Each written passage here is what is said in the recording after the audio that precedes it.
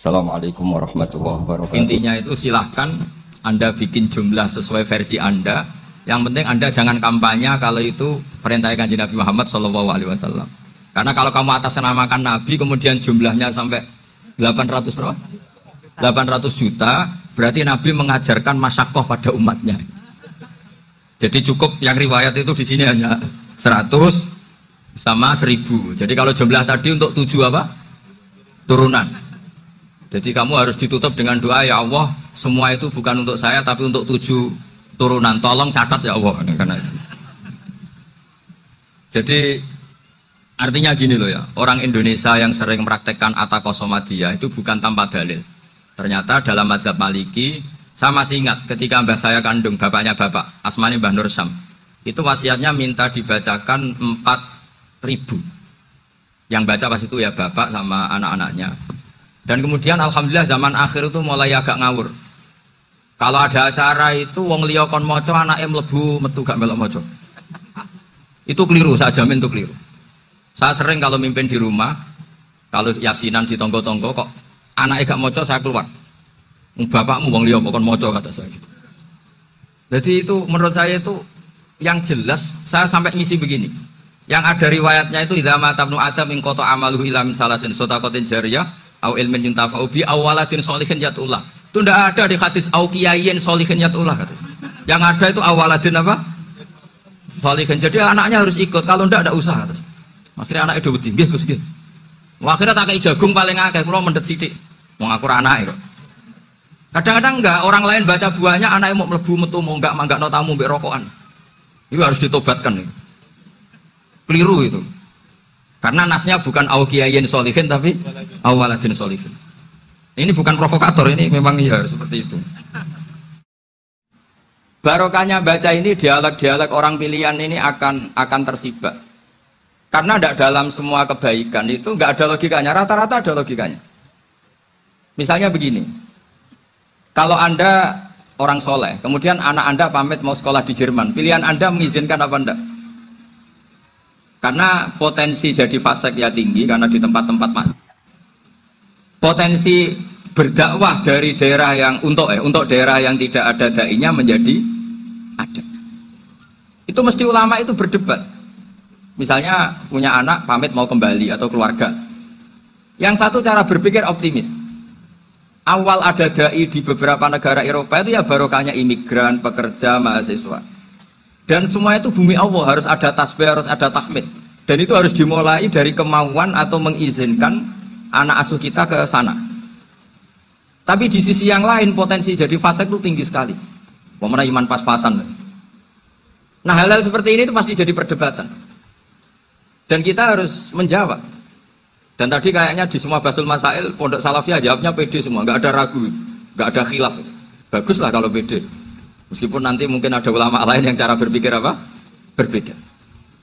Sehingga, ini saya cerita ya. Sehingga di kitab-kitab fikih, misalnya saya kok hidup di Bali, sudah punya komunitas ngaji. Itu kok saya pindah ke Sukorejo sini. Banyak ulama yang mengatakan haram. Karena membiarkan bumi Allah yang sudah pernah ada orang yang sujud, kemudian ditinggalkan kosong, dan kemudian dikuasai orang yang tidak sujud. Jadi dianggap itu pembiaran.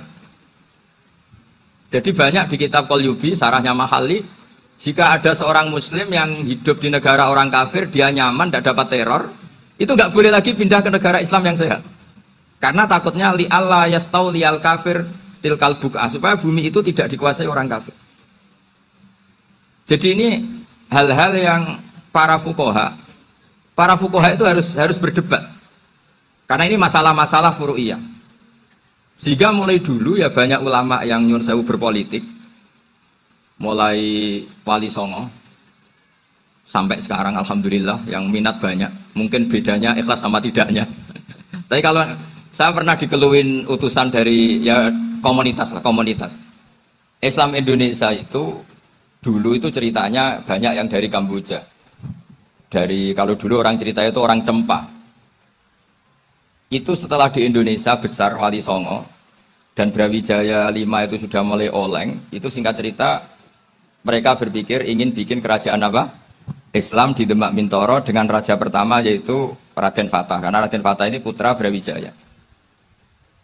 Padahal setelah jadi kerajaan ini era cucu sudah konflik, berebut kekuasaan. Akhirnya sampai jadi Jipang, jadi Jogja, jadi Solo dan seterusnya.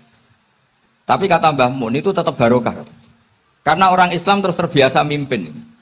Sekeliru-keliru sidik, pokoknya orang Islam biasa mimpin. Sehingga zaman Mbah Hashim yang sudah mimpin Masumi, zaman Ki As'ad pengaruhnya besar, sampai sekarang Kiai pengaruhnya besar. Nah barokahnya Kiai pengaruh besar ini sampai moral jadi ukuran. Misalnya sekarang ada calon bupati kok nggak sholat, itu pasti kalah. Jadi sholat itu jadi tolok ukur untuk calon apa? Bupati. Meskipun mungkin punya efek pura-pura sholat, tapi nggak apa-apa lah. Sementing moral ini jadi ukuran. Sementara yang di Thailand, di Patani, itu karena dulu pelajarannya tasawuf, itu orang nggak ambisi mimpin dunia, tahu-tahu dipimpin, dan akhirnya nyuwun sewu ya saage Islam-Islam yang dulu terlalu tasawuf karena nggak punya pengalaman memimpin, akhirnya lazimnya konsekuensinya hanya dipimpin. Tapi Islam Indonesia beda, karena kulino mimpin itu akhirnya dari orang Islam biasa menjadi Islam yang sholat sampai Islam yang bisa ngaji itu bisa mimpin negara. Tentu yang paling populer dimulai Gus Dur. Jadi ini sesuatu yang barokahnya istihad para kiai, sementing Islam kulino mimpin. Jika di Indonesia itu barokahnya itu, kebaikan itu jadi tolok ukur. Ada orang kok terkenal koruptor, atau terkenal nyuwun sewu selingkuh, atau terkenal apa, itu pasti tidak jadi. Karena moral itu menjadi tolok ukur. Dan itu adalah politik para kiai. Jadi ini saya cerita, dan itu negara juga akhirnya untung, karena seleksi agama sama negara itu sama, sama-sama kiai ya bilang negara harus dipimpin orang soleh, negara juga bilang seperti itu. Nah, ketokohan-ketokohan para beliau-beliau ini yang maulah bekerja sama dengan umarok. Kita tahu dulu Pak Harto ya rawuh ke sini ketika Muktamar 84, rawuh ke Ki As'ad, ketika mau kembali ke Khittah juga dirembuk oleh ulama dan umarok. Dan akhirnya ini menjadi negara yang alhamdulillah semoga selalu menuju baldatun thayyibatu wa rabbun ghafur. Nah, kemudian di sini saya tabarruk dengan Said Muhammad, gurunya Kiai Haji Azaim.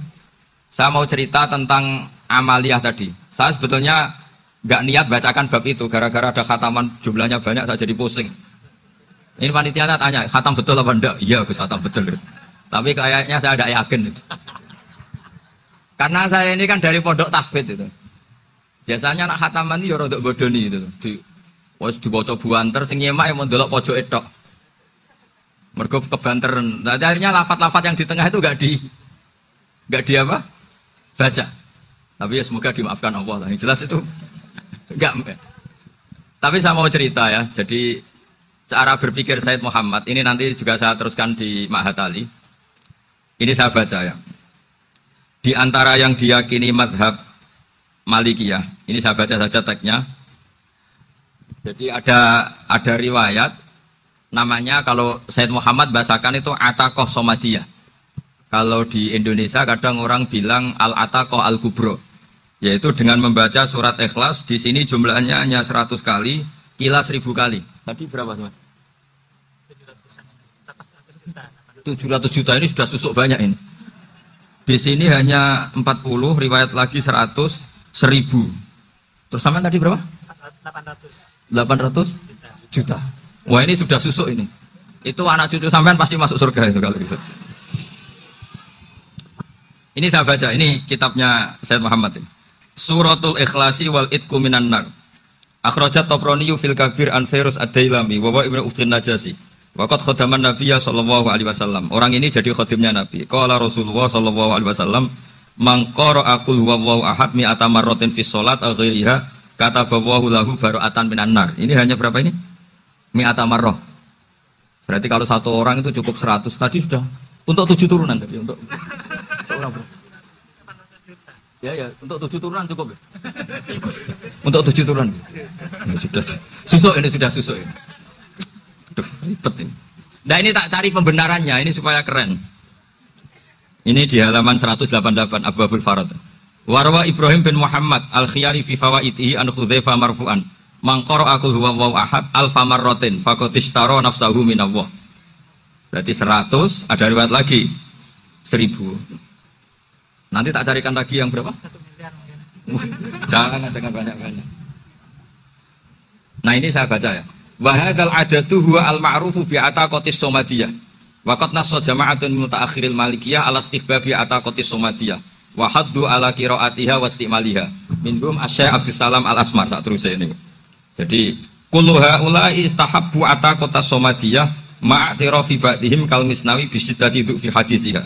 I'timadan ala anna hadza minal fadha'il allati yutasahalu fiha. Faman sa'a yasta'milaha raja'a khusulama fiha fala ba'sa bidzalik. Ala syarti alla ya'taqida thubuta dzalika anin nabi sallallahu alaihi wasallam hatta la yaqa fil kitsbi alaihi. Jadi intinya itu silahkan Anda bikin jumlah sesuai versi Anda. Yang penting Anda jangan kampanye kalau itu perintah Kanjeng Nabi Muhammad sallallahu alaihi wasallam. Karena kalau kamu atasnamakan Nabi kemudian jumlahnya sampai 800 berapa? 800 juta, berarti Nabi mengajarkan masyaqqah pada umatnya. Jadi cukup yang riwayat itu di sini hanya 100 sama 1000. Jadi kalau jumlah tadi untuk 7 apa? Turunan. Jadi kamu harus ditutup dengan doa, ya Allah, semua itu bukan untuk saya tapi untuk 7 turunan. Tolong catat ya Allah. Karena itu. Jadi artinya gini loh ya, orang Indonesia yang sering mempraktekkan atakosomadiyah itu bukan tanpa dalil. Ternyata dalam madzhab Maliki, saya masih ingat ketika mbah saya kandung, bapaknya bapak, asmane Mbah Nur Syam, itu wasiatnya minta dibacakan 4.000. Yang baca pas itu ya bapak sama anak-anaknya. Dan kemudian alhamdulillah zaman akhir itu mulai agak ngawur. Kalau ada acara itu wong liya kon maca anake mlebu metu gak melok maca. Itu keliru, saya jamin itu keliru. Saya sering kalau mimpin di rumah, kalau yasinan di tonggo-tonggo kok anaknya gak maca, saya keluar. Bapakmu wong liya kon maca kata saya. Jadi itu menurut saya itu yang jelas, saya sampai ngisi begini. Yang ada riwayatnya itu idza mata ibnu adam min qata amaluhu ila min salasin sadaqatin jariyah au ilmin yuntafa'u bi awaladin sholihin yatullah. Itu tidak ada di hadis au kiyayin sholihin yatullah kata. Yang ada itu awaladin apa? Sholihin. Jadi anaknya harus ikut, kalau tidak ada usah kata. Akhirnya anak itu tinggi Gus nggih. Akhirnya tak kei jagung paling akeh, kula mendet sithik. Wong aku ora anake kok. Kadang-kadang enggak, orang lain baca buahnya, anaknya mau mlebu metu mau enggak no tamu mbek rokokan. Itu harus ditobatkan itu. Keliru itu. Karena nasnya bukan auqiyayin sholihin tapi awaladin sholihin. Ini bukan provokator, ini memang ya seperti itu. Nah, terus tentang tadi la ilaha illallah yang didhawuhkan Gus Azaim. La ilaha illallah itu penting sekali, cuma saya mohon itu dielmoni lah. Jadi dulu kalimat ini menjadi spesial karena dielmoni, karena dimulai dari fa'lam annahu la ilaha illallah. Terusannya ayat tuh wastaghfir li dzambika walil mu'minina wal mu'minat.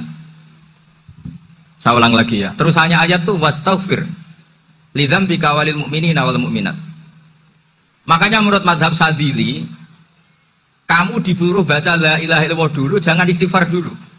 Saya ulang lagi ya. Dalam mazhab Sadiliyah itu la ilaha illallah dulu, nggak boleh istighfar dulu. Alasannya masuk akal. Orang yang kafir 70 tahun itu sekali baca la ilaha illallah itu langsung yughfar lahum ma qad salaf. Sehingga la ilaha illallah sendiri sudah punya kekuatan supaya dosa kita diampuni. Qul lil ladzina kafaru iyantahu yughfar lahum ma qad salaf. Cara menghentikan kekafiran gimana? Dia melafadzkan la ilaha illallah.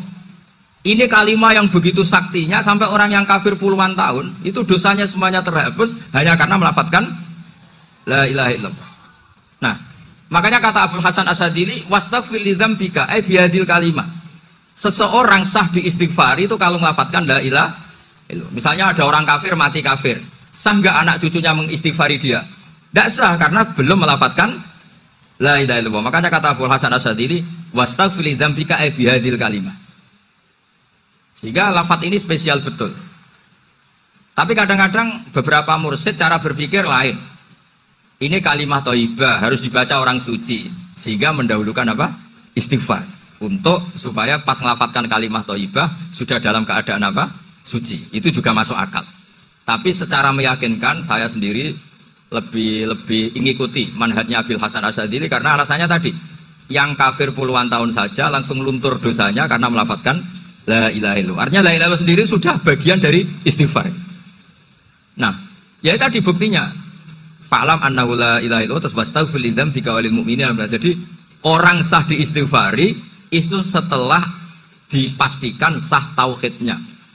Jadi setelah tauhidnya sah yaitu la ilaha illallah baru sah apa? diistighfari. Sehingga orang kafir, saya ulang lagi, orang kafir yang mati kafir, anak cucunya tidak boleh apa? Tidak boleh menistighfar. Terus saran saya kedua, la ilaha illallah itu filosofinya itu nafyun li uluhiyati ghairillah wa isbatun li uluhiyatillah wahdah. Filosofi la ilaha illallah itu gimana? Menafikan semua selain Allah itu tidak Tuhan dan hanya menuhankan Allah semata. Nah itu caranya gimana? Caranya kita harus terbiasa ini, karena tadi saya dibilangin panitia ini rata-rata mustameknya atau mustamiatnya ini santri. Caranya gimana? Dilatih pakai logika. Saya berkali-kali cerita kalau ngaji, saya sekaligus kampanye. Allah itu Tuhan yang begitu fair. Untuk menjadi Tuhan, Allah mempersilahkan, ada kualifikasi Tuhan. Jadi boleh, dikompetisikan itu boleh, kata Allah. Gak apa-apa kamu ngaku Tuhan gitu, kata Allah. Tapi nak ngaku pangeran itu paling gak ya direputasi lah, ada verifikasinya. Dimulai dari apa? Ya kalau jadi Tuhan itu setidaknya bikin langit bumi lah, aturannya gitu. Jadi kalau daftar bupati ya daftarlah ke KPU. Masa tahu-tahu jadi apa? Tuhan kemudian tidak punya prestasi bikin langit bumi. Sehingga Allah itu cara ngendikan itu ya fair. Qul ara'aitum ma tad'una min dunillah aruni ma khalaqu minal ardi am lahum syirkun fis samawat. Coba yang kamu tuhankan selain saya, prestasinya apa? Ketika saya bikin bumi itu apa ikut bikin? Terus am lahum syirkun fis samawat. Kalau bikin langit, kalau nggak bisa ya urun lah gitu. Urun semen apa urun bego, pokoknya urun lah gitu. Urun ora, gawe bumi ora, ngerti-ngerti aku jadi pangeran. Nah, aku lihat buranakum. Jadi ya kan ya lucu kan, misalnya syarat kiai di Salafiyah kan keluarga Kiai As'ad, cucunya ngaji ngalim. Orang keluarga Kiai As'ad tuh aku kiai utama di Salafiyah. Oh mesti di penjara ya. Lah yo gak gawe langit bumi, gak ada prestasi terus ngaku sebagai apa? Tuhan. Sehingga fair. Makanya saya berkali-kali cerita. Jubair bin Mut'im itu punya anak namanya Muhammad. Ini sudah orang alim, Muhammad bin Jubair bin Mut'im. Itu cerita awala Islami Abi. Mut'im itu orang pinter sekali. Saking pinternya dia jadi delegasinya orang Quraisy datang ke Rasulullah sebagai negosiator untuk membebaskan Asra Badrin, tawanan perang apa? Badar. Yang namanya disuruh itu pasti orang pinter. Tapi apa yang terjadi ketika nginep di masjid? Karena zaman itu gak ada hotel, nanti jadi geger. Orang musyrik nginep di masjid hukumnya gimana? Bahsul masail tok. Zaman itu mau tidak mau. Kalau sekarang kan ada hotel, kiai juga punya wisma. Apa yang terjadi? Orang ini cerdas sekali. Dan delalah Nabi pas sholat maghrib itu baca wattur wa kitabi mastur sampai am khalaqus samawati wal ard. Ya kalau kamu jadi Tuhan ya setidaknya menciptakan langit bumi lah. Namanya jadi Tuhan ya ada persyaratan. Ya. Paling tidak punya reputasi menciptakan langit bumi. Atau kalau jadi Tuhan setidaknya reputasinya itu enggak diciptakan yang lain. Am khuliqu min ghairi syai'in. Ini jadi Tuhan kok punya bapak, punya ibu. Ini jadi Tuhan kok lahirnya di bumi. Ada tanggal lahirnya, ada tahun. Masa jadi Tuhan kok dulu buminya? Pokoknya walhasil tuh. Akhirnya Nabi ketika salam sholat maghrib, dia datang. Ya Rasulullah, akalku habis oleh ayat yang barusan kau baca. Sudah saya Islam saja. Argumentasi selain Allah Tuhan itu batal. Itu, nah saya mohon santri-santri Salafiyah itu baca Quran sampai seperti itu. Jadi jangan hanya khataman banyak-banyakan maksudnya. Ini bukan nyindir ini, ngamuk ini. Jadi ya khatamannya tadilah 1000 atau berapa lah, jangan banyak-banyak. Juga kasihan malaikat yang nyatet kan. Wong baru subhanallah alhamdulillah aja di teks hadisnya abad al malaikah gak ditetek. Itu baru subhanallah alhamdulillah itu sudah mencapaikan malaikat. Makanya saya wiridan tuh arang-arang kasihan malaikat karena nanti. Jadi itu ya ada madhabnya itu. Jadi kalau Gus Azaim sholat lama, tak saingi sholat cepet itu sama-sama ada madhabnya. Yang cepet kayak saya tadi, setan pas tata-tata, mau goda pas rukuk saya sudah itidal. Mau goda itidal saya sudah sujud, pusing dia. Tapi jangan tiru, ini madhab yang agak-agak khusus lah, sudah cara orang Madura agak khilaf sih. Khilaf ya, khilaf ini agak khilaf ini sudah. Tapi saya ingin lah, sampean kalau ngaji Quran itu dilatih berlogika. Jadi Allah itu fair. Gak apa-apa kalian ngaku Tuhan tuh gak apa-apa, tapi tunjukkan prestasi kamu apa. Aruni ma khalaqu minal ardi am lahum syirkun fis samawat. Am khalaqus samawati wal ard. Diulang lagi, am khuliqu min ghairi syai'in. Setidaknya kalau jadi Tuhan itu ya nggak butuh yang lain lah. Masa jadi Tuhan kok wujudnya saja butuh orang lain, butuh bumi, eksistensinya butuh makan, butuh minum. Makanya Allah cara meniadakan uluhiyah selainnya itu Allah itu redaksinya itu mengena sekali. Yaitu tadi dengan cara-cara seperti itu. Sebagian ayat disebutkan ma asyadtuhum khalqas samawati wal ardi wala khalqa anfusihim. Wong Tuhan kok enggak punya reputasi bikin langit, bikin bumi, bahkan untuk menciptakan diri saja enggak bisa. Ya sudah lah, kamu enggak usah ngaku Tuhan, enggak level kata tahu gitu. Akhirnya terus ditemukan Tuhan yang sejati, yaitu wal awwalu wal akhiru wal dhahiru wal batin. Itu yang mut'im ini tadi termasuk orang yang sangat cerdas sekali. Padahal itu bacanya bukan pas basul masail, enggak. Nabi pas sholat maghrib. Juga bukan pas ceramah, enggak. Tapi itu didengarkan. Makanya termasuk ini spesial untuk hormat saya kepada Ki As'ad. Makanya saya ini kalau mentasjek santri-santri, ini agak sensitif, tapi sudah saya tidak perlu takut fitnah. Saya termasuk, kenapa saya ingin jadi ahli tafsir, tentu yang membentuk itu Mbah Maimun dan bapak saya. Bapak saya itu hafal Quran kayak hafal Fatihah. Saking senangnya Quran. Mungkin bisa kamu saingi itu. Itu adalah orang kafir itu bisa paham Quran. Itu sangat menyinggung saya. Orang kafir itu bisa paham Quran. Ketika umat Islam itu karena mendengar apa coba? Mendengar apa? Quran. Dan itu masih kafir apa sudah Islam? Masih kafir karena kalimat-kalimat yang di Quran itu begitu jelas wal kitabil mubin sehingga didengarkan orang kafir pun tuh ngefek. Makanya ketika Umar datang ke saudari putrinya kemudian dengar Toha ma anzalna alaikal Qur'an apa? Litasqa, itu dia terus iman. Begitu juga Mut'im. Itu ketika dengar Nabi baca surat At-Tur ya langsung iman. Makanya kata Ibnu Jarir At-Tabari, kamu jangan pernah bilang gini, syaratnya paham Quran itu harus alim, harus gini.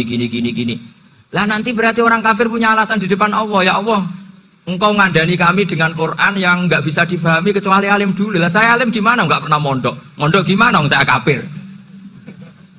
Jadi artinya gini loh, kata Ibnu Jarir At-Tabari, Allah tidak mungkin mengatakan gini, ifhamil Quran bima la fahmalaka. Quran itu harus kamu fahami. Sementara orang kafir karena lafadznya Quran khusus nggak bisa memahami. Makanya Quran itu dibaca. Itu banyak orang kafir yang menjadi muslim karena mendengar apa? Al-Quran. Padahal kafir. Nah termasuk tadi Muhammad bin Jubair bin Mut'im ini itu menjadi Islam ya karena mendengar Quran. Padahal dia saat itu masih apa? Kafir. Karena tadi logika misalnya nggak paham secara lafadz Arab. Sekarang misalnya nyuwun sewu ada orang ateis. Saya pernah didatangi seorang ateis yang nggak percaya Tuhan. Saya mau Islam Pak Ba, asal Anda bisa menjelaskan Tuhan itu siapa. Coba Quran dibaca secara makna, tidak secara lafadz tapi secara makna. Begini misalnya, ada orang ateis datang ke saya, Pak Ba, saya mau Islam, asal Anda bisa menjelaskan Tuhan itu siapa. Terus saya tanya, ini ngajak goblok-goblokan apa pinter-pinteran kata saya. Terus dia jawab, ngajak pinter-pinteran Pak, saya ini doktor katanya. Maksudnya di akademiknya dia doktor, mungkin jurusan matematika atau apa, tapi di ketuhanannya jeblok. Terus tak tanya, kalau ini ada kertas, kamu suka ada rumusnya apa suka ada? Ya suka ada rumusnya. Kenapa ada kertas? Ya karena ada yang bikin. Nah kira-kira berstatus membikin atau membuat, itu sesuatunya mewujud apa enggak? Ya pasti mewujud lah, pasti ada. Ya sudah, anggap Tuhan itu adalah sebab dari semua yang ada. Masa alam yang seperti ini, langit dan bumi ini mewujudat, kemudian kamu katakan kholaqohal adam, bahwa alam raya yang mewujud ini diciptakan oleh ketiadaan. Ya juga, berarti Tuhan itu ya? Ya itu yang namanya Tuhan. Lah mulai dulu kiai-kiai ngomong gitu kan saya Islam katanya. Jadi kiai-kiai itu kadang-kadang kalau dakwah pokoknya KBU digawe Tuhan. Beda dengan dakwanya orang-orang mantek. Orang-orang mantek itu kan nggak pernah nyebut Allah. Ini alam khawadis, la budda min muhdis. Meskipun mereka, nah muhdis ini menurut Islam namanya Allah. Tapi sebetulnya kan nggak langsung bilang Allah. Jadi tak kasih tahu, alam raya ini mewujud gak? Ya mewujud Pak. Bisa nggak sesuatu yang nggak ada menjadi faktor wujudnya yang ada? Ya tidak bisa, namanya nggak ada itu nggak bisa jadi faktor. Nah itu hebatnya ulama-ulama kita ketika mengenalkan Allah itu siapa? Zat yang wajibil wujud. Jadi kita ini kalah pinter be ulama-ulama dulu. Ya alhamdulillah kalahnya sama ulama dulu. Kalau kalah sama ulama sekarang isen Pak. Jadi ulama dulu sudah pinter. Pasti pertanyaan dasar manusia, hadil maujudat itu man khalaqaha? Siapa yang menciptakan? Kalau kamu langsung jawab Allah atau Tuhan, mereka pasti tidak nerima. Ya jawab saja, hadil maujudat mesti khalaqaha maujudun. Nah berhubung maujud ini berstatus pencipta, harus super. Nah super ini oleh ulama disebut wajibul wujud atau musabbibul asbab, yang oleh Islam dinamai Allah. Tapi kita langsung ngomong Allah, ya mesti aja bingungkan kan bagi yang bingung maksudnya. Ya saya mohonlah kalimat-kalimat la ilaha illallah itu diamatilah, diresapi sampai seperti penjelasan saya ini, sehingga punya kualitas ilmu. Karena syaratnya memang fa'lam, harus punya kualitas apa? Ilmu. Ilmu itu apa? Ma'rifatus syai' ala ma huwa alaih. Mengenal sesuatu sesuai detail-detail sifatnya sesuatu itu. Misalnya kalau Allah sudah jadi Tuhan, ya harusnya qabla kulli syai'.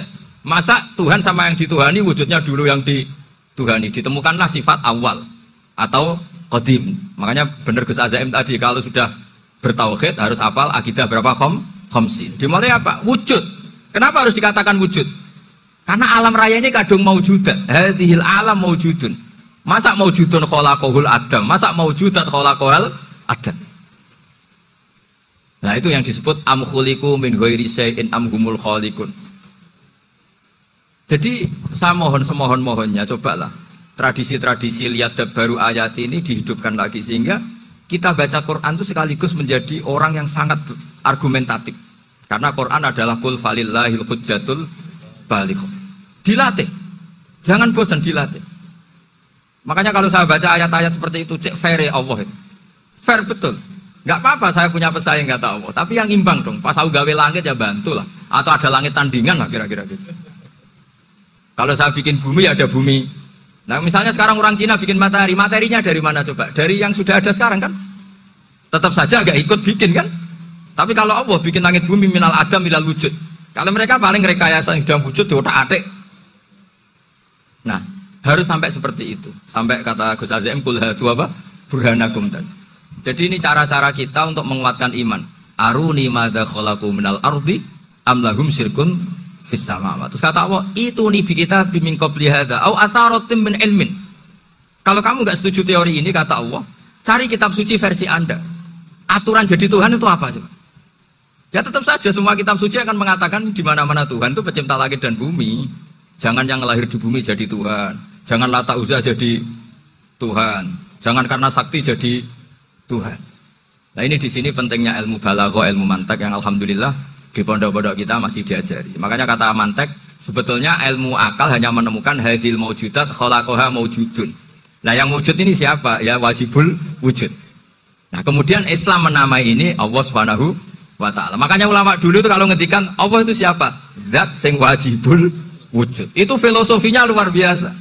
Karena dengan seperti ini bisa menafikan teori ateisme bahwa alam raya ini diciptakan oleh ketiadaan. Makanya saya bilang tadi, ngajak goblok-goblokan apa pinter-pinteran itu. Lah nek ngajak goblok-goblokan yang ngene, hadhil maujudat khalaqahal adam. Terus kita goblok bareng. Loh iya kan barang maujud diciptakan yang tidak maujud. Wong ora wujud kok mempengaruhi sing wujud. Ya monggo nak goblok bareng kata saya. Akhirnya, "Gak Gus, saya ini dokter masa kamu ajak goblok?" Ya sudah pinter saja kata saya. Alhamdulillah karena debat kecil ini dia menjadi nyaman lagi dengan apa? Islam. Memang saya tentu nggak bisa disalahkan doktoralnya karena di ilmu yang selain apa? Teologi gitu. Tapi kan polanya dia pasti pinter. Makanya ini sekaligus mengingatkan anak-anak lah. Kecakapan menjelaskan itu harus dilatih karena di antara kelebihannya Quran itu wal kitabil apa? Mubin, yaitu kitab yang punya kemampuan menjelaskan. Tetap ada dawai Allah yang hubungannya dengan makhluk. Itu di kelasnya kelas fadhil, keutamaan yang biasa. Ada ayat-ayatnya Allah yang tentang dirinya sendiri, itu yang tidak tertandingi. Ya kayak ayat kursi. Ayat kursi itu kan ayat di situ Allah menerangkan dirinya sendiri. Misalnya Allah la ilaha illa huwal hayyul qayyum. Itu kan Allah menerangkan tentang dirinya sendiri, tentu spesial. Gitu ayat-ayat sing meskipun ya tetap spesial jenenge dawuh Allah tetap spesial. Tapi ada ayat-ayat yang tentang kita. Misalnya ayat fankihu ma tobalakum minan nisa masna. Ayat-ayat seperti ini kan nggak mungkin setingkat. Ini kan ayat tentang kamu. Wis ngerti nak kelakuanem seneng wayo dikai wayo. Nah, tentu beda. Tentu semuanya spesial karena sama-sama kalah. Tapi tentu beda. Dokumen ayat kursi tentu nggak sama dengan dokumen ayat faqihu matobalakum. Maka Nabi ngendikan ayat kursi ini bahkan saya ngambilnya min kanzil arsy. Jadi spesial. Sehingga terus kita dilatih guru-guru kita ngapal ayat kursi. Kan ya lucu. Misalnya wiridan yang tahlilan faqihu matobalakum minan terus lucu tuh. Tahlilan kok ngono ku piye ngono. Aneh-aneh. Mbok mikir tuh. Senane buanto. Mosok ayat Quran kok beda-beda. Goblok kandhanane angel ngono. Jadi kayaknya aku wis ngaji balik bayi ya. Jadi ono ayat fawadil, maksudnya ayat-ayat yang umumnya terkait kita. Nah, ayat-ayat yang spesial karena nerangkan Allah, tentu beda.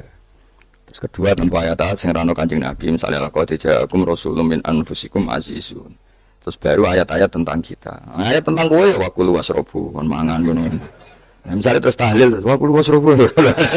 Ya lucu dah. Bocah kok kandanan yang angel. Pusing lah mbak gue, ngaji tahunan gak ada perkembangan. Habis gue rame-rame dunia, wah, gue rame-rame apa? Dunia.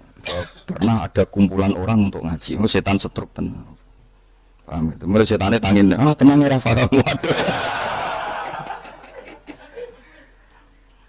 Serempet ya. Ya, jadi kayak kudu ngerti ya. Jadi kabeh ayat Al-Quran spesial, tapi tradisi ini ulama kan ada perdebatan apakah ada ayat fadilah dan mafdulah. Sebagian ulama mengatakan jangan bilang demikian karena falkulu kitabullah wal kullu kalamullah. Tapi kowe nak ngingkari iku ya keliru. Wong dohire Kanjeng Nabi ya ada ayat yang dipuji sumber langit kaya ayat kursi itu. Saya punya ayat yang bahkan dokumen itu tak ambil dari Kanzil Arsy katanya. Dan tidak ada nabi yang dikasih itu kecuali saya. Itu nabi begitu bangga senang. Nabi maca ayat kursi, sehingga tradisinya ulama semua anak cucunya semua umatnya dilatih ayat kursi, dan itu memang spesial coba. Saya kalau baca ayat kursi, saya kalau mau tidur itu mesti baca ayat kursi, mesti orang pendak tahlilan orang sing order buatan ini wah apa mau soal yang pengiran pendak apa anak-anak tahlil kok dikritik itu keliru sing kritik mau ayat kursi kok kritik, tapi ora dikritik ya perlu dikritik mau yang pengirannya kok butuh berkat ya dul dan eleng ngono cara kula padha dene sing kritik mbek sing dikritik kowe tahu tahlilan nanti terus ana undangan boten apa lha yang pengiran nek ngenteni apa undangan ngene ben ono sing tetep kritik ben seimbang dunia ben seimbang apa balance kono sing kritik. Kula bolak-balik ketemu sing kritik tahlil. Nggih sowan kula. Saya tuh heran. Kenapa orang NU itu suka tahlilan? Terus ada berkat. Itu dalilnya mah. Sing niku ya ono dalil, sing hasud nyoal ya ono dalil. Cara Kanjeng Nabi pirsa. Tukang nyoal itu ono dalile to ora? Ya ndak ada. Ya harus menengahi sebenarnya ketemu pangeran. Sebenarnya ketemu pangeran cocokan di sing bener. Nek jelas nek sing tukang tahlil ditakoki pangeran. Kita eling aku nanti Gusti nek wonten undangan. Bocah kok eling piye? Eling pangerane kok benda apa? Misalnya kayak kundangan blas ditakoki pangeran, diundang kok ora teko. Mergo wedi bid'ah misalnya. Tapi nekani tok yo perintah Kanjeng. Ya sudah kok cocokan ae, ora usah debat saiki kok apa. Cocokan. Tapi nek cocokan mbak aku ora ketemu. Wong sing nyoal ning ijane mahsyar aku ning swarga. Ketemu ning swarga nek cocokan. Jadi kowe kudu mikir ya. Jadi ayat kursi itu dipilih ulama perkarane napa? Ayat itu jan spesial tenan. Kulo niku mboten saged ilmu nek gak maca ayat kursi. Nggih maca teng lisan, nggih maca teng ati setiap saat. Mergo mangsuku menyen luar biasa. Allahu ta Allah iku Allahu la ilaha illa huwal hayyul qayyum. Al hayyu zat sing urip. Mergo sing gampang bedakno Allah mbek Nabi Isa, ambek berhala, ambek semuanya yang disembah selain Allah adalah kehidupan. Kita gampangane tau ngidolakno Isa kaya apa, tapi akhirnya kecewa nak dianggap pangeran. Mergo nyatane cara mereka pun Isa mati di salib. Utawa cara Islam Isa itu diangkat. Di itu objek. Apapun dibati Isa diangkat. Diposisikan di langit di. Kerennya apa? Jenenge di itu objek. Berarti yang keren adalah subjeknya yaitu Allah Subhanahu wa taala. Terus kita ini sebagai orang tuh punya ketakutan. Nah, pangeran mati ku piye? Nah, kowe mati kan gak punya akibat apa-apa.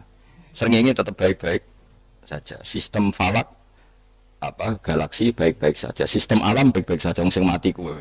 Bayangno nek sing mati pangeran. Maka ketakutan seorang mukmin adalah apa? Punya Tuhan yang mati. Kemudian itu diobati bahwa Tuhan kamu itu Tuhan sing aman, al-hayyu sing selalu hidup. Kemudian disifati lagi al-qayyum. Apa artinya hidup kalau bergantung orang lain, bergantung makhluk lain? Itu gak keren, karena bergantung itu gak keren. Al-qayyum, yang Allah itu zat yang berdiri sendiri. Oh, itu kan terus sopan. Lu kan mau ayat kursi sopan. Bejane Gusti kula maca ayat kursi. Aku ora maca iku kasih hati mbahmu. Bocah ora bakat wali. Teke wis elek. Wah, ben dimateni. Kasih hati opo maca ayat kursi. Kasih hati mbahmu. Jimat ya seneng. Ya seneng. Maksudnya ku, tapi mau ketingin teman-teman jurah oleh menjadi rezeki kadal jimat kebi. Sing iso ngatur rezeki wong sapa wis keben muga disepuro pengiran. Kat sepuro ora apa-apa kelakuan kok ngono iku piye. Wis terserah pengiran ae. Jadi Allahu la ilaha illa huwal hayyul qayyum. Kemudian setelah hidup itu bisa saja enggak peduli kita karena pas ngantuk atau pas tidur. Terus disifati la ta'khuduhu sinatu walana. Dan zat yang hidup itu tidak pernah ngantuk, tidak pernah tidur. Akhirnya kita ini nyaman, punya Tuhan yang spesial, yaitu hidup dan berdiri sendiri, tidak ngantuk, tidak tidur. Terus budi, lahu ma fis samawati wa ma fil ardh. Ya, dan miliknya Allah semua yang ada di langit dan bumi. Keren. Kita ini butuh air, butuh apa saja. Dan itu milik Allah. Coba kalau milik manusia, nggak nak loro ning rumah sakit itu, oksigen larangin. Padahal kue nak loro, oksigen di mana-mana gak tahu bah. Jadi kita seneng. Alam raya milik Allah kita seneng. Karena alam ini milik zat yang gak butuh alam raya, sehingga kita yang pakai. Allah bikin air, Allah gak butuh minum. Allah bikin padi gak butuh makan. Dia bikin semuanya untuk kita. Padahal itu kita tidak ikut punya. Akhirnya seneng baik pangeran. Cek api aja dengan Gusti gawe ramel nganggu. Sing nganggu kita ini. Coba aku ora gawe rokok gunanya apa ora? Ya gunanya pekerjaan Gus, menyerap tenaga. Ya saudi unimu. Sementing kowe roh gunane rokok. Paham nggih? Roh gunane rokok roh carane mandorot kanggo kowe. Dadi padha roe lah sementing ya ora apa-apa ta. Kulo seneng guyon kiai-kiai ini. Pancen ora ono wong pinter guyon koyo kiai. Guys. Kulo iki nekani acara resepsi teng Kudus nang keluarga sareng keluarga Lek Lukman. Sing ngisi Habib Umar Mutahar. Semua nang jadi guyonane ning kiai-kiai ora wis kiai-kiai kabeh termasuk Habib Umar.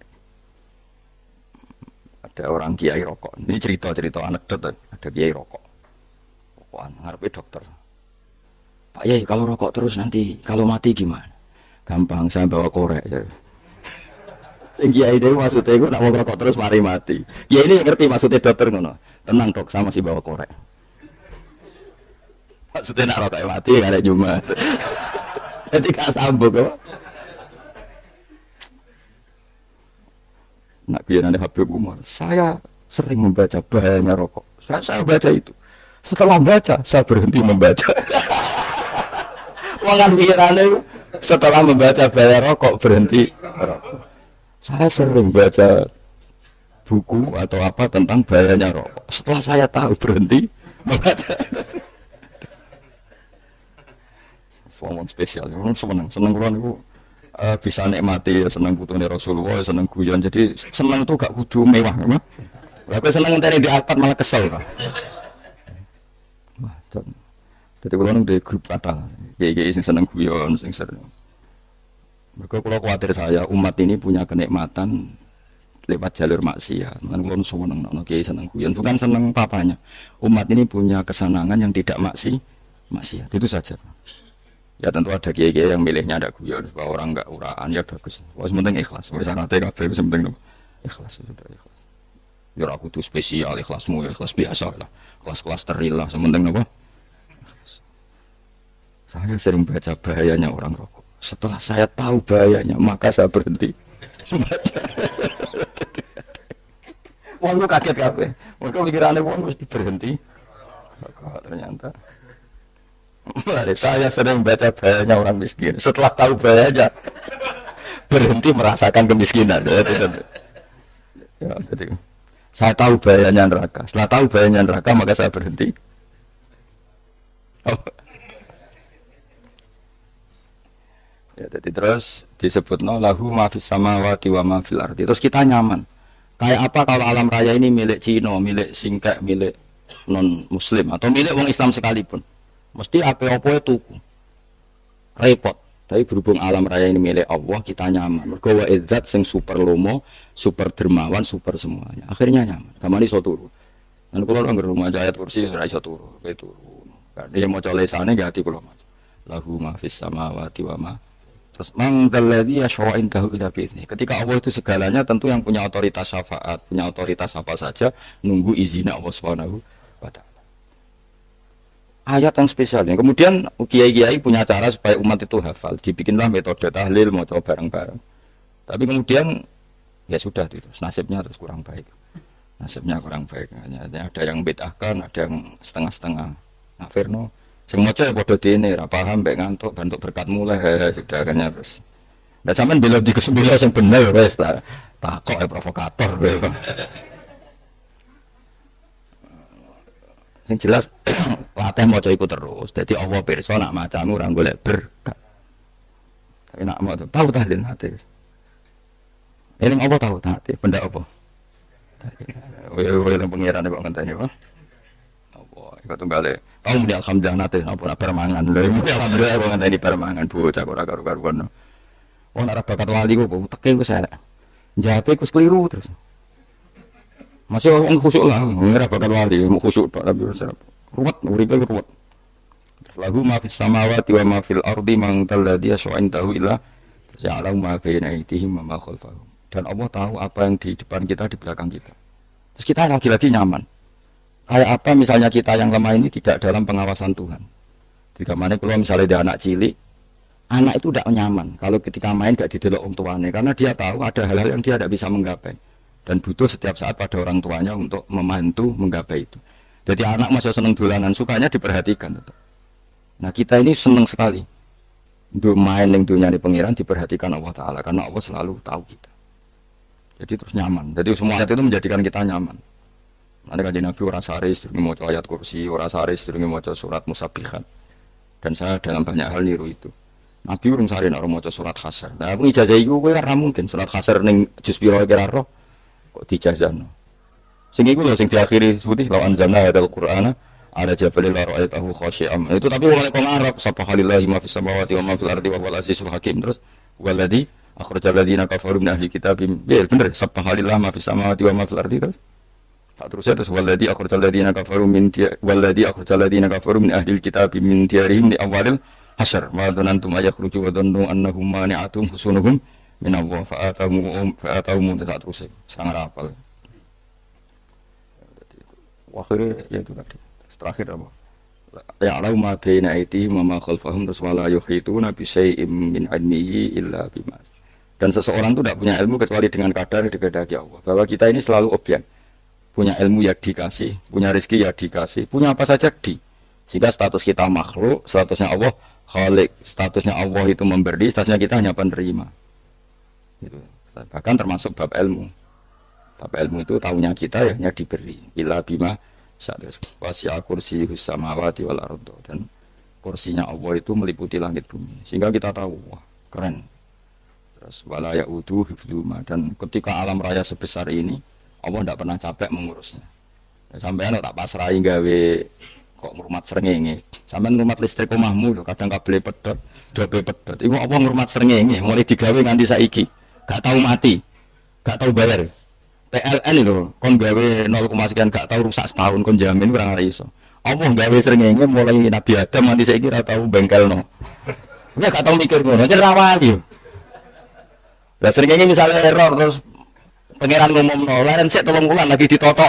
Ya repot betul. Mulai kok ora tahu mikir bocah kok. Lan utek sing anut wali-wali itu teke waras. Menduwe ora duwe sumpah duwe seneng wis ngono tok pikirane. Ora tau kagum mbek srengenge, ora tau bengkel, ora tau. Mergo mau ora bakat wali. Teke wis innalillahi wa inna ilaihi raji'un. Ngono kok urip wong ngono. Habis ben urip banyak wae apa? Mati rame-rame apa? Dunya nak ra ya sepi tenan. Gak ada wong gawa nasa ilfat ngalor gitu. Ngaji sepeda dibayar kok paham yang mulai apa yang mulai. Kok takut ibu jure barang mau ngaji. Mau Gus Pak nerang ngopo delok rekamane. Atek dah wong. Tapi aku lebih seneng ngono timbang kowe nyimpulno malah tambah keliru kabeh. Kulo nu paling asline paling ra cocok ngaji disimpulno. Uteke beda kok nyimpulno terus piye. Tapi dilarang piye niate ya seneng tapi didukung mesti keliru. Wong nyimpulno keliru. Kok mesti nganggo teke dhewe. Wis ben kono rame-rame apa.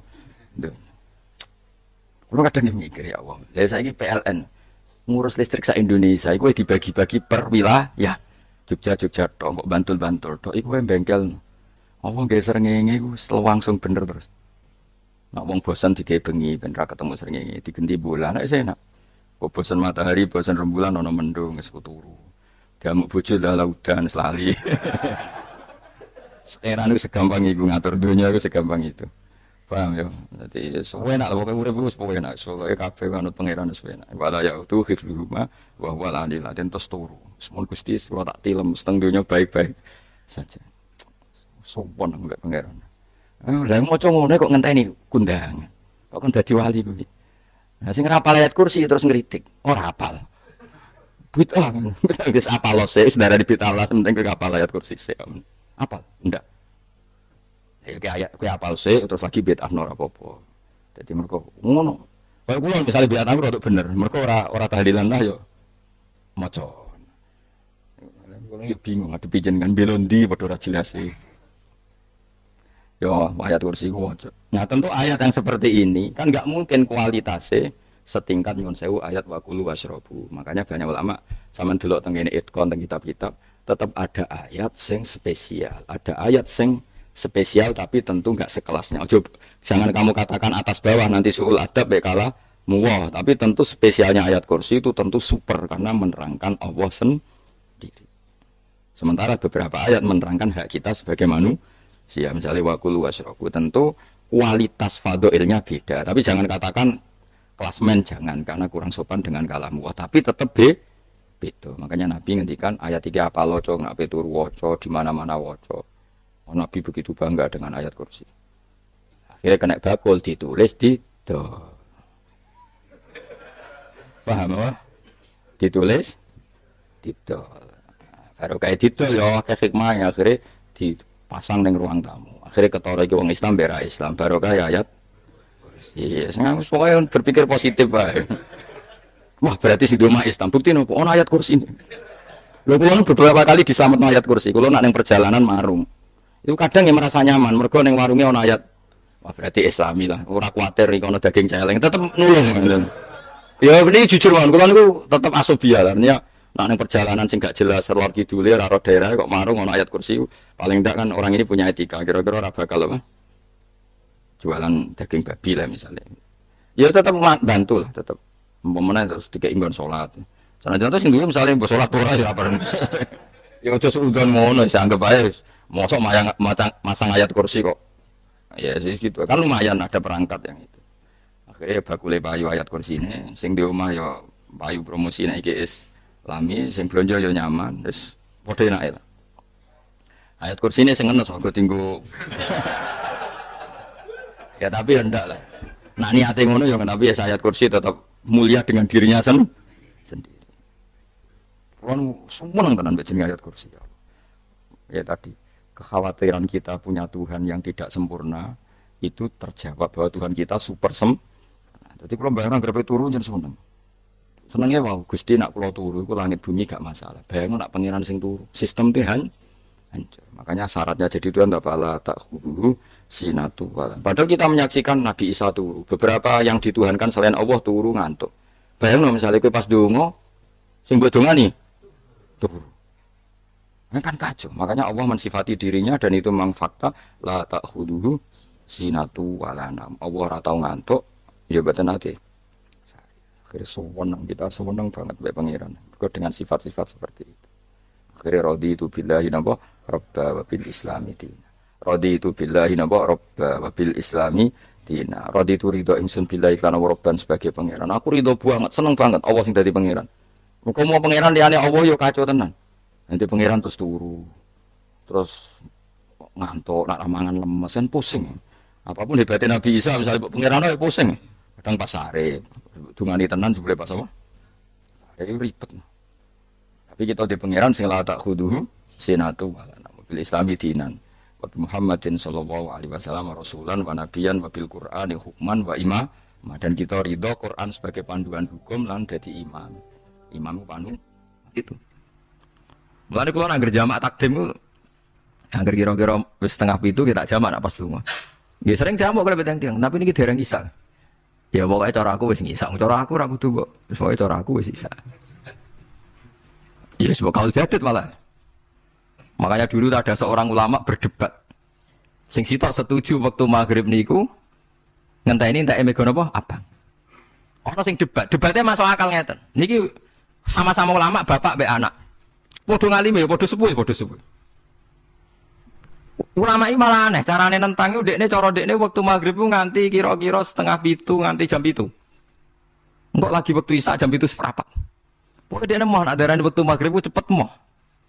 Jadi alasannya masuk akal. Pangeran tu nak gawe biasanya ono kembarane, jadi ono tandingane, jadi lucu ulama kok jadi ulama ya kadang ya lucu. Sampai nak sholat subuh jam piro? 4:30 kan, anggap aja 4:30. Berarti subuh nganti meletak srengenge ada waktu 1 jam setengah. Ana waktu pinten? 1 jam setengah. Lah saiki maghrib iku wis surup. Nggih, maghrib napa surup? Kudune maghrib ku di padanan subuh ana waktu 1 jam setengah. Amane nek setuju, entek mego abang tenan yo nek 1 jam setengah mana dekne nak santrine adzan jam itu ngamuk, cong paling cepet 7:30. Perkarane dekne cara berpikir maghrib dipadakno subuh yaiku qoblatul isyamsi ana wektu 1 jam setengah jatahe subuh. Kudune ba'da ghurubi syamsi ya ana 1 jam setengah jatahe maghrib. Dadi akhirnya santrine nak adzan setengah 7, 7:30. Nak jam itu diamuk tenan. Nak wala dawilah wali 6:seprapat wis isa. Perkarane lah iku ulama. Ya semalane ya semacam-macam ulama iku macam-macam. Ya sing anut sing umum sing penting ora ruwet. Ya, tapi wau as-shalat khairun maudhu'un, asal salat itu mesti napa apik. Ya asal salat itu mesti napa apik. Soal kaifiyah macam-macam. Nah, sing terakhir sing masalah kaifiyah yang enggak diterima.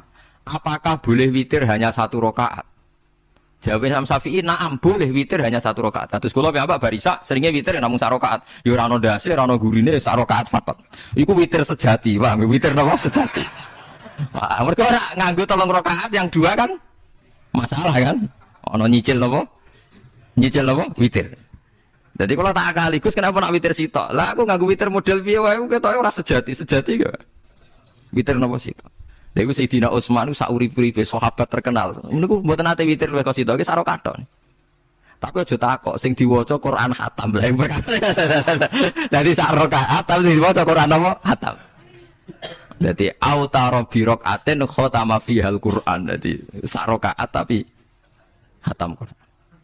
Iku sinten Sayyidina sinten Utsman. Alasan Imam Syafi'i Nabi tau witir nganggo 3 rakaat. Dari Imam Syafi'i itu gak mungkin sing witir tetep sing guri sitok. Mergo sing loro tetep salatun mustaqillatun, salat sing sendiri. Mulane mulai saniki sampean nak mulai shalu sunatan minal witri rakaataini jami'ah wis pokoke salatu jami'ah ya. La haula wala quwata illa billah. Lah kok nak imame sholli sunatan minal witri rakaataini wis muni sak muni-muni mumam wis pokoke aku saiki salat. Karena aneh secara fikih aneh bagaimana mungkin salat yang sudah disalami ya punya status kan? Sholat saya gantung. Sholat setelahnya. Lalu gunanya salam menutup untuk apa? Masa assalamualaikum sementara Gusti ini masih ada. Wes disalami mau ngentut ya sholat sah, mau auratnya kebuka. Ya sah, mergo wis. Paham ya? Jadi sholat itu ora iso. Jadi mulanya jadi kontroversi. Tapi ya apik. Bantah-bantahan sholat ya apik, bantah-bantahan barang apik. Jadi bangke bantah-bantahan iki ayundi malah perkara kan, malah mari fitnah. Ya ada bantah-bantahan perkara napa? Sholat. Jadi ulama iki macam-macam. Jadi sing terakhir kalau terangno tentang filosofi sholat. Di kula suwun sing ngaji kula sing seneng kula senajan to donga iftitah mboten wajib. Tapi nanti kesempatan kedah diwaca karena ndak ada riwayat yang mengatakan ulama pernah meninggalkan itu. Senajan to sak kadar. Terutama pas napa inna sholati wa nusuki wa mahyaya wa mamati lillahi rabbil alamin. Terus salatku, ngibadahku, matiku, uripku namung kersane Allah. Utawa namung kangge Allah. Karena ini menjadi filosofi sing dadekno salat mari ahli jannah. Jadi kita nak salat mesti ahli jannah. Wong qad aflah, teman-teman bejo wis mesti bejane. Sampeyan ora usah wedi suul khotimah. Niku waswase setan. Mboten enten suul khotimah. Setan niku keliru, semua meden-meden itu. Nak setan percaya suul khotimah ikon gawe suul khotimah. Mulane kula anggere wedi suul khotimah omongan kula setan. Tan setan nak pancen aku mbok meden-medeni suul khotimah yo gawe wae aku ben suul khotimah. Aja meden-medeni tok. Dan kowe ketok dadi pangeran. Kowe dhewe ora siap dadi pangeran. Yo ora pangeran kok meden-medeni aku. Jadi setan memang harus dididik, kudu diancam, paham ya? Mulane kula ono kiai pemuja setan kula ora seneng setan godane ngene kiai ra mesti selamat, wong top-top ra mesti selamat. Itu namanya memuji setan karena dia nganggap setan itu luar biasa. Setan kudu mbok prekno, mbok anggap gagal, tahan setan cek goblok, kemke meden-medeni aku suul khotimah aku tetap salat. Berarti kowe gagal. Kalau dene nek kowe kepengin menungso sesat kabeh ya sesatno wae ora usah meden-medeni jare kowe kondang kok trimo ngono-ngono tok ae. Bedanya ya roh tingkat kegagalannya, paham ya? Jadi setan harus dididik bahwa dia juga sering gagal. Setan kan ingin manusia nggak sholat semua kan, zina semua, maling semua. Ternyata kita tidak maling, yang sholat juga banyak. Itu kan berarti tingkat kegagalan apa? Setan. Nah kita udah orang dan setan gue sholat puluhan tahun digodoh hilang gak ada goblok gue. Nak wong gue sholat puluhan tahun berarti puluhan tahun dalam kegagalan setan.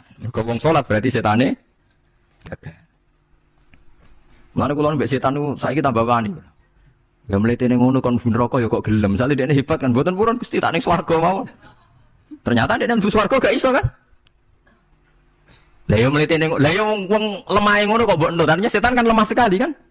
Lah iku sodaqaul azim ketika ngendikan inna kaida syaitani kana napa dhaifa. Sebenarnya setan itu dalam bahasa Quran itu dhaif sekali. Lemah sekali. Tapi kita sering muji. Nggih sering napa? Sering muji, darani setan hebat, wong wali, wong alim kadang digodho kena. Ya soal kena, cara kena, akhir kena, ngono wis akeh napa? Akeh mboten napa? Kena. Minimal ngeten lho sampean. Tapi kula nate Gus kepengin tahajud ras tahajud berarti setane menang. Tapi setan ora sekedar kowe kepengin ra tahajud, kepengin kowe kafir. Wong mau kira tahajud tenan iku ya setan isih rugi kok. Tapi kowe jek Islam, tapi sik mlebu swarga, kepengin ku nganti apa? Kafir. Jebule kowe ora kafir kan? Lana ulama nak tangi turu gak tahajud, dia nangis. Angger kani gak tahajud nangis. Terus matur mbek pangeran, Gusti kenging napa kula mboten kasil tahajud. Ambek pangeran dingendikane ngene, teng kitab Al-Minanul Kubra karangan Imam Saroni. Kowe ulama kok bento. Sing nurokno kowe sapa? Nggih jenengan Gusti. Sing maringi tangi sapa nggih jenengan? Lah wis anggap ae kabeh kersaku, ora kersane setan. Wis bar. Mulane kula mati tahajud keterusan nggih tenang mawon kula. Kula duwe ilmune, kula duwe ilmune. Kowe ulama kok bento. Sing nurokno kowe sapa nggih jenengan Gusti? Sing nangane sapa nggih jenengan? Lha iya, sak kabeh ku sing ngersakno aku ridho ra wis bar jan. Mulane nek nak tangi ra tahajud nggih ridho mawon. Apa meneh sebedino. Jadi penak berislam tuh enggak apa-apa. Berislam tuh gampang. Ya kowe turu sing kersakno sapa? Nggih jenengan Gusti. Kowe tangi sing kersakno sapa? Lha iku sanggep ae ku kabeh kersaku bar. Paham ya, terus nak wae tahajud ya tahajud yo kersane pangeran, ra tahajud ya ra tahajud yo kabeh kersane napa? Pangeran. Penting boten maksiat mun sae, penting boten napa? Maksiat. Mun anjenan ngandel kula. Inna sholati wa nusuki wa mahyaya. Lah ini sing titik tekane teng wa mahyaya. Ngeten misale. Urip niku kabeh kersane Allah. Carane mikir ngeten. Tiang-tiang sing jaduk-jaduk dhisik yo mati. Nabi nggih kapundhut, tiang-tiang saleh nggih kapundhut, tiang-tiang dolim nggih kapundhut. Kalau betul mereka ingin menjaga kehidupan, berarti kalau betul mereka kuasa kan tidak kabundut. Hidup selamanya, nyatanya do mati. Berarti urip mati namun kersane Allah. Terus misalnya sampean berpikir, lalu sampe nak wis dadi lemah carane tangi piye? Lah ini yang penting kula aturaken teng ngaji mriki. Kula sederenge ngaji nu sering akhir-akhire sering salat maca ayat liyah likaman halaka am bayyinati wa yahya man hayya napa am bayyinah. Tugasnya ulama itu jelasno ayat-ayatnya pengiran. Sampai saya tak bedheki. Sekarang sampean Anda hidup itu tahu alasannya enggak? Kenapa Anda hidup? Enggak tahu kan? Kenapa kita masih hidup? Enggak tahu. Kenapa Anda wujud? Juga enggak tahu. Kita pernah enggak ada, tahu-tahu ada. Juga enggak tahu alasannya kenapa. Yang jelas di luar ikhtiar kita. Setelah kita katanya punya akal ya, saya bilang lagi loh. Setelah kita katanya punya akal terus bilang kita masih hidup karena orang kelindes truk, karena enggak kena penyakit, karena jantung kita normal, paru-paru kita normal. Terus kita bilang hidup. Jadi kita atas nama kebodohan bilang kita hidup karena jantung kita normal, paru-paru kita normal, semuanya normal. Maka kita hidup. Nah ditakoi, lalu kapan kita mati? Setelah jantungnya rusak, paru-parunya rusak, terus kita mati. Tapi orang yang sama kalau ada bilang berarti yang menjadikan hidup itu jantung dan paru-paru. Lalu berarti zaman kita belum hidup itu jantung dan paru-paru harus ada dulu karena itu yang bikin hidup. Ya ada juga, dulu ya ada juga. Loh ya kalau jantung dan paru-paru semuanya normal menjadikan kita hidup berarti jantung dan paru-paru harus wujud dulu karena itu yang menciptakan kita hidup. Ya ada juga yang tidak tahu. Paling-paling nanti statusnya paru-paru jantung hanya dipakai alat Tuhan untuk menjadikan ada kehidupan yang kita kira ada. Padahal sebenarnya kehidupan ini juga enggak ada karena kita tidak tahu. Sing darani urip ku apa ya ora roh. Kowe roh maknane urip apa? Ulama kabeh sing alim-alim darani urip apa ora mati ngono tok jawabane. Perkarane ora iso jelasno. Mulane ning Arab al hayat didul mamat sing darani urip iku ora mati. Karena enggak bisa dijelaskan. Coba Anda menjelaskan. Kowe urip ku sebabnya apa? Ada nyawanya. Nyawa itu di mana? Terus dia tempatnya di mana? Oh, tempatnya di jantung ngene-ngene. Suara iso dijelasno.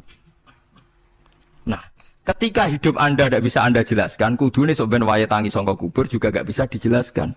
Karena wujud kita ya datang tanpa diundang dan tanpa ikhtiar kita. Nanti tangi saka kubur ya orang nganggo ikhtiar sama kan? Sama-sama ada kesimpulan lillahi rabbil alamin. Nah, tapi manusia atas nama akal sawangane hidup ini ada alasannya. Karena kita ditangi ada bapak ibu terus kita jadi wujud. Lucu kan? Hidup ini disebut ada sebabnya. Tapi nanti mati, songkok kubur, terus tangi meneh, dianggap gak punya penyebab. Alasannya sudah dilemah kok. Ono meneh, carane piye lah, zaman kue rongono. Dadi ono saiki. Carane piye. Makanya kalau suruh balik-balik bilang, jika tangi songkok kubur iku mukhal, berarti wujudnya Nabi Adam dan wujud yang sekarang lebih mukhal, karena tanpa sebab. Dia tanpa apa? Sebab. Lho nggih to, aneh Nabi Adam mek sampean saiki no. Dadi roh gentayangan dhisik kopo cucuk dadi sampean iki. Dadi utang di kasus do demenan. Aneh budi. Aneh wujud yang sekarang karena wujud nanti ning ora-ora masar, wujud dari wujud yang sudah ada.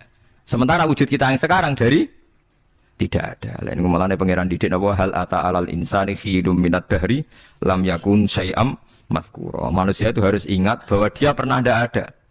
Nah, dari tidak ada ini menjadi ada adalah ayat bahwa wujudnya dia tidak ikhtiarnya dia sendiri. Mulane setan dinyak pangeran. Karo dene kok nyembah setan, ma asyadduhum khalqas samawati wal ardi wala khalqa anfusihim. Wa ma kuntum muttakhidal mudillina aduda. Setan kok mbok dewak-dewakno piye? Apa setan melok gawe langit bumi? Ora. Apa setan gawe awake dhewe? Ora. Umpama setan gawe awake dhewe mesti dekne milah berpenampilan ganteng gerduwo kok elek kabeh, wewe ge elek kabeh. Umpama dekne gawe awake dhewe milih dadi napa? Ganteng. Mulane tiyang sing pun wusul nak roh setan mlebu neraka. Wah, berarti setan ra hebat. Mletene ngono jebule milih nggon neraka. Kudune nak hebat kan milih nggon apa? Swarga. Lho niku mun kersane pangeran nek setan dakok neraka, nak wong apik dakok swarga. Lah iya trimo diatur koyo botol ngono ae kan. Hanya jika Anda bilang itu kersane pangeran setan dakok neraka, berarti setan mau koyo botol koyo watu sing ditoto sing duwe. Berarti setan ndak siapa? Siapa. Sama dengan kita ndak siapa? Siapa lam yakun syai'am. Lah nek ora ngerti siapa-siapa terus wusul inna sholati wa nusuki wa mahyaya wa mamati lillahi rabbil alamin. Dadi urip kula mati kula sedanten ikhtiar kula namung kagungane napa? Jenengan. La syarika lampun mboten enten tiyang sing sinten mawon mboten enten sing ngatur niku. Terus wa bidzalika jika umirtu wa ana napa minal muslimin, dan dengan keyakinan niki kita diperintah. Jadi donga iftitah senajan to mboten wajib, tapi itu filosofi dalam hidup. Kersane jenengan napa nggih delok donya niku pun bar. Urip ya kersane pangeran, ya mati kersane pangeran. Mula kadang nggih mikir aku nek mati, bar mati jebule gak kiamat-kiamat tak kesuwen cah ngenteni atusan napa tahun misalnya. Anda tidak usah khawatir begitu. Zaman Nabi Adam nganti bapak amak wis saiki 7.000 tahun. Kok ora protes mbek pangeran? Terlambat Gusti saya menyaksikan dunia karena 7.000 tahun yang lalu. Ya saniki kan pun tahun pinten toh? 7.000 ya. Umur dunya saniki pun pinten? SM itu kalau menurut penanggalan agama itu 5.000 tahun. Sebelum Masehi dihitung Nabi Adam itu. Soalnya dihitung langit bumi ini 5.000 tahun. Nah saniki tahun 2000 sekitar 7.000 tahun. Padahal wonten sing ramal lagu umur dunya mau pinten? 7.000 tahun. Jadi enak sing mun diutang-utang mun beres nih mun bar nih mun dianggap bar nih mun teh nih. Jari ini tuh. Dieling-eling nggih kula suwun senajan to ilmu niki mun lazim diyakini tiyang Islam, tapi sampean ulang-ulang. Kados srengenge misalnya kula nak delok srengenge niku eling. Berarti urip ning swarga selawase-lawas iku mungkin. Karena Allah bisa menciptakan benda yang begitu panas tapi punya daya tahan ratusan tahun. Pemenang nak cara discovery ya nak ngitung malah jutaan tahun yang lalu malah bawa hitungan kontiwa dari dinosaurus 400 juta tahun. Padahal agama nanggali bumi namung pinten? 5.000 tahun sebelum napa Masehi. Tapi nak cara ngomong ilmuwan nak jutaan napa? Sing ngitung ya sapa terus ki apaan terus. Nah begini saja kalau sampean melihat matahari misalnya. Matahari itu kan banyak panas sekali. Ternyata Allah bisa mengelola matahari seawet itu. Ribuan tahun. Apalagi ngelola kita. Kita ini untuk abadi lebih gampang. Karena bahannya ada panas, nggak gampang rusak. Terus gampang direproduksi, maksudnya gampang digantikan, maksudnya yang di masa lalu kan kena. Kayak Rohin udah anak keriting akeh kok putune kan gampang. Lho kalau mikir mau gampang ya, misalnya buaya gitu masyhur dianggap hewan purba yang terlama. Manusa ilang wis ketok angel, misalnya kayak buaya mati ana anake meneh, anake ana anake. Nabi Adam kan ngoten. Wong sitok di ketahanan sampai saiki, gonta-ganti wong. Artinya berarti ada gen Adam yang abadi sampai sekarang kan, karena setiap manusia sekarang berarti ada gennya Adam. Artinya Allah memberi contoh betapa Allah bisa ngatur supaya fisik manusia gen ini abadi. Buktinya Adam nganti saiki kan masih kan? Lho nggih to, pasti di antara jasad kita kan ada unsur Adam. Lah ya Allah gawe sura, apa meneh kowe sampeyan swarga ning neraka, Allah tetap punya cara untuk bikin abadi. Piye carane? Tapi melihat Nabi Adam nganti tok sampeyan kan ana bukti Allah duwe cara ngabadekno unsur Adam. Karena tidak mungkin kan dalam diri kita sekarang nggak ada unsur sinten? Adam. Sama ndak oleh bantah. Tapi Adam piyambak kan pun kapundhut. Tetapi Adam yang sekarang sampai sampean saiki. Tapi ora roh sampean sing turunane Qabil apa sing. Ora iso wae cek ngono ae. Wong jarene cerita. Qabil iku lahire ning swarga. Dirabekno mbek Labuda sing lahir ning bumi. Labuda ku elek gembrot. Habil lahir ning bumi, rapati ganteng, dirabekno Iklima sing wayu. Lahiran swarga. Rek Qabil gak trimo, wong aku cah ganteng kok dintokno cah elek. Mulane saiki nek ana cah ganteng dintokno cah elek ra trimo ya koyo Qabil. Nah tapi gak pikirane Nabi Adam ya ora roh ben silang ben sedengan. Mergo nek elek entuk elek kan malah musibah kan. Saiki anake ra melok dosa tapi eleke dobel. Misale kriting untuk kriting, elek untuk elek, fakir untuk fakir kan. Ya memperparah to nggih. Cara kula ncen haram. Elek untuk elek rabi cara kula haram. Saiki anake kan ora apa-apa ujug-ujug elek banget ora terima elek apa? Elek apa? Banget. Jadi cerita kan ngoten, walhasil akhirnya tukaran, mergo Qabil gak terima. Pas tukaran dipisah Nabi Adam. Angger sing takorupe sukses berarti ikhtiari bener. Ya mau Habil nyembelih wedhus, sing Qabil seneng buah-buah.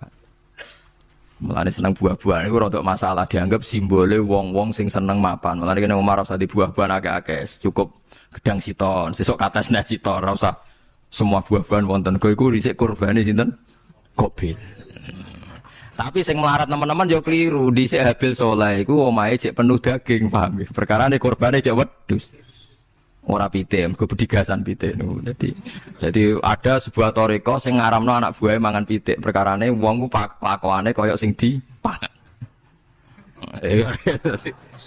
Ya repot aku tadi. Repot. Ya repot aku terus repot. Pasti lak sing sering mangan welut tak bulet. Ngono berlebihan. Toriko niku napa? Berlebihan wis biasa mawon. Kula nggih boten fanatik iki biasa. Tapi kalian kulo rasa seneng mangan, jadi kan unsur hewani saya kan tidak banyak. Kulo rapati seneng nopo mangan. Walhasil akhirnya Qabil korbannya enggak diterima, Habil diterima. Terus semenjak itu juga akhirnya walhasil Qabil mateni Habil. Jadi makanya konflik wedoan, konflik tertua, mental membunuh ya mental tertua. Pertama peradaban manusia itu dibangun rebutan wong wedok dan saling membunuh. Nah, orang tukaran kira usah gawa, itu tradisi terlama, ya, tradisi terlama manusia. Mesir kok bentrok podo Islame, Irak, Syria kok bentrok itu tradisi terlama. Demi betulan di ruang itu tukaran, tradisi terlama, biasa. Jadi biasa mawon urip napa? Biasa. Sekabeh kejadian yang tadi gini, wa inna sholati wa nusuki wa mahyaya wa mamati lillahi rabbil alamin. Macam-macam ya nak tiang tasawuf ngartekno kabeh iku kersane Allah. Nak tiang fikih ngartekno semua ibadah kita diikhlasno ora golek imbalan namung kabeh dipersembahkan kangge Allah. Cuma teori fikih ini ada kelemahannya, kesannya Allah itu butuh kita kasih. Padahal kita bisa sholat yang nganggo hidayate pangeran, iso zakat yang nganggo donyane pangeran. Kok kowe ngrasa zakat itu donyane sapa? Nah, ini sing bener gitu teori tasawuf, kita iso sedekah kersane pangeran. Sing kita sedekah nggih donyane pangeran. Berarti lillahi. Nah, jadi lillahi ta'ala artinya nak cara tasawuf itu bahwa semua kebaikan kita ini karena Allah, karena hidayat Allah. Nah, cara fikih mboten kesannya kita yang berbuat lalu kita ikhlaskan Allah. Tapi pertanyaannya kan kita bisa berbuat itu pakai fasilitas apa? Hidayatnya Allah juga kan? Nah, makanya ilmu tertinggi dianggap tasawuf karena tasawuf ini yang benar-benar lillahi rabbil alamin. Tapi fikih juga baik karena uang kan seneng GR tuh, nak muni aku alhamdulillah berzakat. Muni aku alhamdulillah berzakat itu kan ya ora jelas. Muni aku ngrasa dekne pelakune, muni alhamdulillah kersane Allah itu ya bahasa paling gak jelas. Tapi apa yang muni ngono? Aku alhamdulillah bersolat. Ya pamer nak aku bersolat, tapi yo ngakoni nak kabeh kersane Allah. Lah nak kersane Allah sing dipamer apane kan ya ora jelas ya. Ya tapi itu apil. Muni apa? Aku alhamdulillah bersolat itu ya bahasa gak jelas. Ya gak jelas juga bahasa itu tapi ben ngono. Paham ya lengi-lengi terus salat niku ini yang keempat kalau ceritani hikayatu sholatil khosyin. Saya baca di beberapa kitab Sayyidina Umar niku dipanah. Panah niku rak wonten mata pancing. Jadi nak melebu niku ditarik sakit, nggih. Nak ditarik napa? Sakit sekali. Ditarik dokter paling canggih pun sakit. Akhirnya Sayyidina Umar kondo, engkau tarik pas aku sholat. Aku naik sholat iku lali. Tenan pas beliau sholat ditarik gak ubah blas. Ditakok iku jenengan ora krasa blas ora. Mosok aku ning ngarepe pangeran eling pangeran krasa lara kan dadi aneh. Tapi alhamdulillah kowe krasa sing aneh ya kowe wong sowan pangeran kok roh ana wong liwat yo roh. Jadi Sayyidina Umar dadi khusuke Sayyidina Umar nganti dipanah ditarik wak kangelan. Loro. Pesen ning kok aku tarik pas sholat. Mulane ora ana sahabat mati kecuali pas salat. Mergo pembunuhe roh paling lengah iku pas salat. Umar dipateni pas aku yakin wong nakal mateni rugen pas salat reksa yakin aku yakin. Plengane ngono jipi. Semasa salat tetep siaga dah. Iku sirine kena apa Umar dipateni pas salat. Kok musuhe ku ngerti sahabat itu paling lali nak pas salat. Sayyidina Ali kabudute ge pas salat. Dan alhamdulillah cerita itu enggak ada sekarang karena yang sholat luwih canggih, luwih napa? Canggih. Wah, tetap konangan loh. Sholatnya pelengan dis. Konsentrasi penuh menjaga diri sendiri. Nanti kayak pangeran. Jadi justru itu nunjukno hebatnya Sayyidina Umar. Wes ngerti dalam bahaya tetap sholat. Nah, sekali sholat geleng pangeran tenanan. Mboten roh blas. Sayyidina Utsman nggih pas deres Quran. Bae rata-rata ulama dulu begitu. Nah ini aku masyhur Sayyid Ali Zainal Abidin itu pas dia sholat blandar ceblok sampai bajunya sobek omah kobong di neraro ditulung siapa saja gak tahu ya dia kan asik bae pangeran mosok jarene mosok aku pas madhep pangeran eling liyane. Nah tapi kita ora iso kan bayang do sholat ke kelas ngoten niku. Nah kanjeng Nabi Muhammad soft paling guri niku yasma'u azizu sotri ka azizil mirjal. Nabi nak sholat, niku sing guri niku ngerti dentuman dadane Nabi sang wedine nang pangeran kados banyu sing umum. Karena husya aleh, sampai Nabi meh pingsan, saking wedine pangeran. Ini disebut taqsa'ir min hujuludul ladina yakhshawna. Jadi Allah nazzala ahsanal hadithi kitabam mutasyabihan. Matsan yataqsyairu minhu juludul ladzina yakhshawna rabbahum. Makanya potensinya orang-orang soleh itu jarang sholat sunat karena sholat fardu saja butuh energi yang luar biasa. Meh kudu kesemper. Nah, alhamdulillah kita kan sholat biasa saja. Berarti yo qobliyah yo oke, ba'diyah yo oke, sholat yo oke, tapi cara dipateri wong ora iso. Ya, tetep roh, tetep apa? Ngono ngrasane krungu. Parah. Salate awake wis parah. Nah, salate riyen para sahabat itu luar biasa. Sampai ngomong kafir nak ape nyerang, sampai ana salat khauf itu sampai wong kafir sepakat kok nak nyerang Muhammad niku pas napa? Salat. Sampai akhirnya Allah gawe rukhsah wonten salat khauf. Salat di mana separuh shaf njaga musuh. Mergo Nabi nak salat itu lali. Sahabat nak sholat dilali. Akhirnya gini gue dalam sistem keamanan jadi kelemahan sahabat gini gue akhirnya Umar sholat di depan umum. Lalu di depan umum kok iso lali kabeh? Mestinya nak Umar lali kan makmum Ruhin Mustafa eling mboten iki sing saf awal dua niku lali kabeh. Lho nggih imam kok ngarep. Niku Abu Lulu Al-Majusi ku iso liwat yo nganti do Umar yo selamat. Mun jen sholat kabeh. Nah saiki ora iso, aku yakin ora iso. Wah kena sobure siji to sih. Nyak masjid sapa jebota sih salat omong ya tenang sih. Lha iku wis anggepe barokah pangeran alhamdulillah. Dadi Umar ku teng ngarep, paham ya? Abu Lulu maju. Aman mergo sing salat ra sadar ku kabeh ora kok Umar tok. Lho mau Umar ngoten liyane mboten nak kecekel teng mburi to. Hebat. Sidina Ali malah lucu meneh mun delingno ada yang mulai dulu ya ada intelijen namanya Jassas. Dan itu saya tiru dawuh Sidina Ali. Jassas itu ya cara niki mata-mata. Ya Amirul Mukminin, orang Khawarij itu berambisi betul membunuh Anda. Mbok ndak usah salat jamaah di masjid. Kita-kita ini menjaga Anda di rumah. Sidina Ali jawab, "Hisni ajali."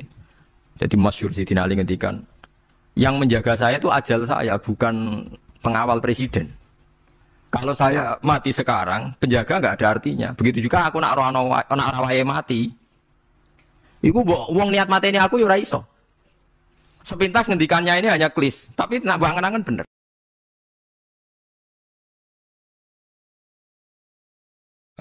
Hingga di beberapa riwayat dijelaskan ada orang yang 500 tahun ibadah, nggak pernah maksiat. Ditanya sama Allah, kamu masuk surga karena apa? Karena ibadah saya ya Allah. Ya sudah, surga kamu 500 tahun saja, karena ibadah kamu 500 tahun. Ini cerita umur-umur orang dulu. Ya Allah katanya surga engkau ini selamanya. Ya kalau yang selamanya itu rahmatku, kalau amal kamu terbatas ya surganya sesuai amal kamu ya terbatas. Ya sudah ya Allah, berarti masuk saya surga saya ini karena fadl engkau, karena anugerah engkau. Itu namanya apa? Hiroyah. Hiroyah itu satu kajian analisis di mana kita percaya riwayat, tapi kemudian punya logika, punya hiroyah.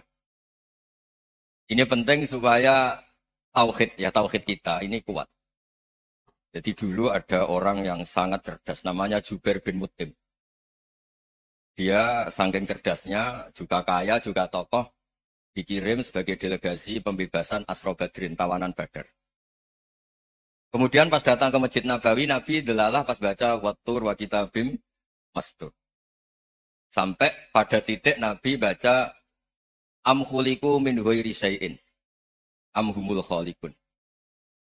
Apakah penciptaan yang sedemikian canggih itu dimulai tanpa perwujudan, tanpa sesuatu yang real, yang maujud? Orang itu langsung bersimpuh, matur, ya Rasulullah saya Islam. Kada qalbi yatir, hampir hati saya, otak saya, pikiran saya itu terbang. Karena logika yang dibangun ateisme misalnya, kalau alam raya ini dimulai dari nihilisme, berarti logikanya apa? Al-adamu yakhluqu maujudan. Alam raya ini kan maujud, maujud itu ada. Kalau yang lebih dulu itu ketiadaan, berarti ketiadaan menjadi sebab kewujudan. Kalau dalam bahasa Arab itu, al-adamu yakhluqu maujudan. Sesuatu yang harusnya nggak jadi faktor karena ketiadaan, menjadi faktor sesuatu yang nyata. Itu kan nggak masuk akal.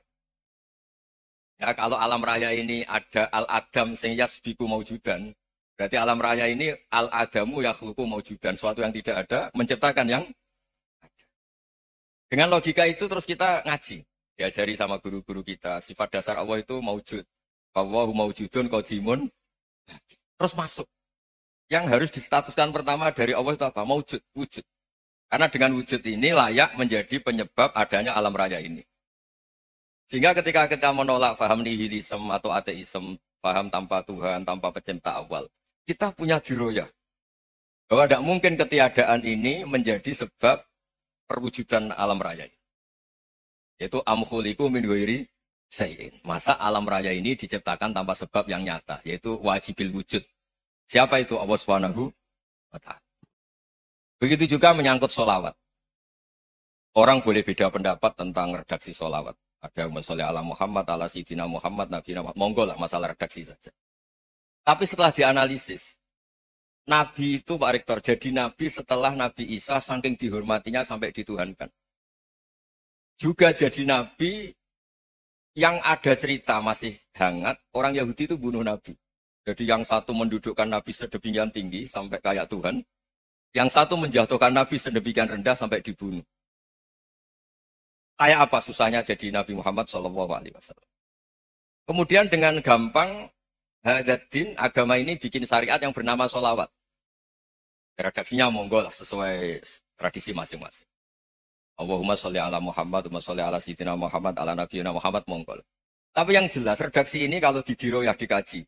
Allahumma itu Tuhan, Tuhan itu pemberi. Wa Muhammadun wa injalla qadruh abdun min ibadi. Muhammad apapun tinggi derajatnya tetap berstatus hamba. Sehingga agama ini terjaga oleh syihotus sholawat. Agama ini terjaga oleh redaksi sholawat. Yaitu Allah tetap pemberi sebagai Tuhan yang enggak tersaingi, la syarikalah. Rasulullah Muhammad wa injalla qadruh. Apapun prestasinya, bisa mi'raj, bisa apa saja, tetap seorang hamba yang butuh muhtajun ila rahmatih. Jika redaksi Allahumma sholli ala Muhammad ini mengukuhkan yang Tuhan tetap Tuhan, hamba pilihan tetap hamba pilihan. Tentu dengan redaksi ini kemudian kita mendudukkan Nabi benar-benar posisi terhormat. Yaitu orang yang paling berhak dapat askat tahiyat, mendapat penghormatan Allah paling tinggi, yaitu Rasulullah Muhammad SAW. Dan itu diulang-ulang oleh Allah. Subhanalladzi asra bi abdi. Status hamba ini diulang. Lagi-lagi ini bernama diroyah. Bernama apa? Contoh ketiga misalnya fihi ayatum bayinatum maqamu Ibrahim. Dulu orang Yahudi itu ada diskusi masif. Syaratnya Nabi itu mbah-mbahnya harus Nabi, harus keturunan Nabi. Kemudian semua Nabi rata-rata di Palestina, di Syam. Lalu Muhammadnya asal-usulnya dari mana? Tahu-tahu orang Arab kok Nabi, padahal orang Arab itu dulu jahiliyah.